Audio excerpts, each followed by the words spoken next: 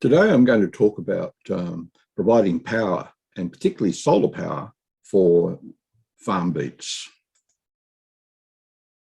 And I'm going to use lead-acid batteries, I want to study generally solar power, and the lead-acid battery, rather than the lithium battery, is used in many solar power installations.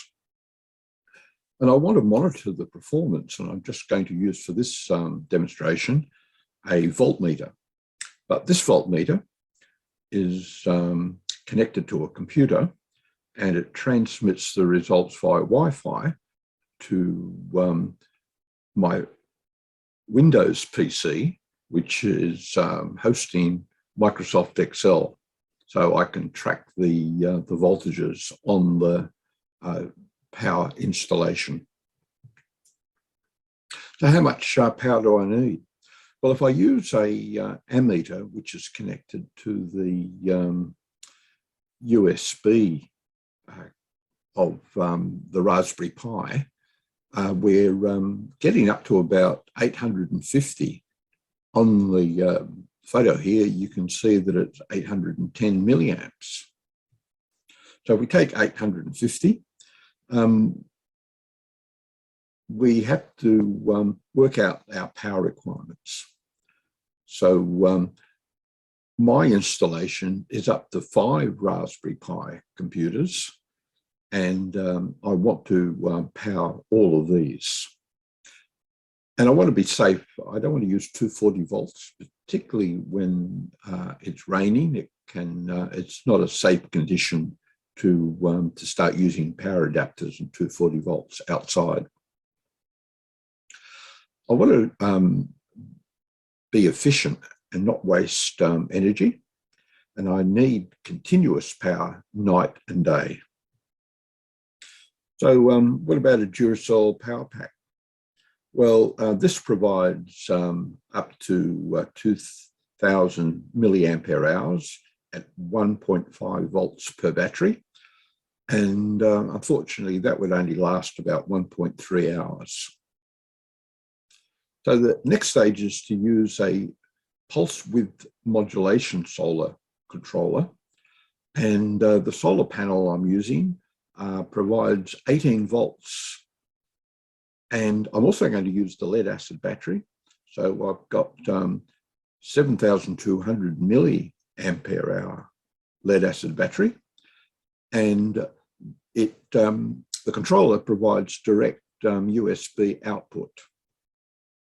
And the unit I've got allows up to 40 amps from the solar panel, although I'll only be using a small solar panel, which is probably around about 2 amps. The next stage is to improve the efficiency, because on the previous one, we're only getting about 80% efficiency in the conversion of our solar power to a battery energy. So I'm going to use a technique called maximum power point tracking. And the controller here allows me to optimally charge and get up to about 94% efficiency. So I connect to my solar panel, and I also connect to the lead-acid battery.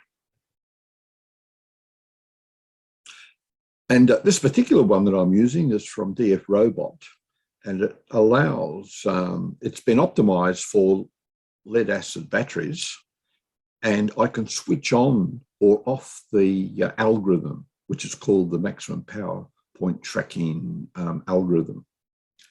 I get 3 outputs, and the one that I'm interested in here are the USB outputs on the bottom. And the way that this works is that to get maximum power transfer, I look at the optimal voltage, and I maintain this voltage throughout my charging. So the voltage is going to be around about 70 to 80% of the open circuit voltage. So you can see on this graph here, where in green we've got the current characteristics over time, and the blue one shows the voltage characteristics, and the red line is the maximum power voltage, and that's the voltage that we want to maintain throughout the charging cycles. And the charging cycle itself modifies the current, and it starts off with a trickle charge. So if the battery is very low energy, it has a high impedance, and we only use a small trickle charge at that time. Then we move on to a constant current charge, and then a constant voltage charge. And that's all that the pulse width modulation controllers do. But this particular controller will add a fourth floating charging stage. And compared to the pulse width modulation, we're getting an improvement in our efficiency from 10 to 30% improvement. So here we are, we've got our solar panel and our lead acid battery, and we connect the DFRobot Solar Power Manager, and we've got two USB outputs already, and one of those goes to the Raspberry Pi and the Grove Hat to put it into a FarmBeats configuration. And I want to monitor it, so I'm going to use the other USB connection to power a M5Stack M5StickC computer, and it has a voltage unit, and the voltage will monitor either the solar panel voltage or the voltage of the battery. And it can show me the performance over time by sending those results via Wi-Fi and MQTT to my Windows PC, where I can do the analysis using Microsoft Excel. So there you have it. The next stages are that I'll be providing a in addition to this configuration, I'll be providing a uninterrupted power supply for my Raspberry Pi. And I'll also look at lithium batteries instead of using the lead acid battery. Okay, so that's all for now. Here is my small solar panel installation. At the moment, I'm testing the configuration inside, and I'll just demonstrate all the components. On the left, we have a solar panel, which is a 40-watt panel, and it's connected to a DFRobot charge controller. So it takes an input from the solar panel, and it has an output to a lead acid battery.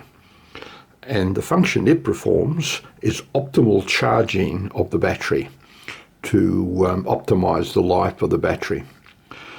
And what I'm also doing is measuring voltages.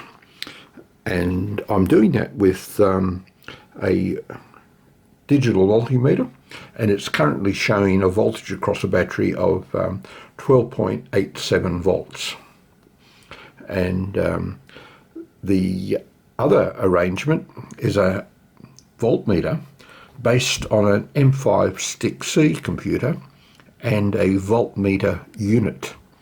It also has an I2C hub, so I can add additional units, I2C units, to connect to the M5StickC computer.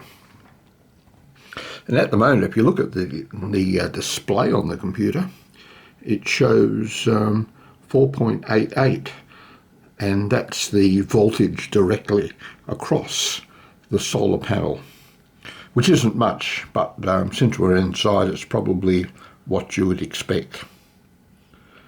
And as soon as we get a bit of sunshine, it will all go in a box, and it will go outside and collect solar energy.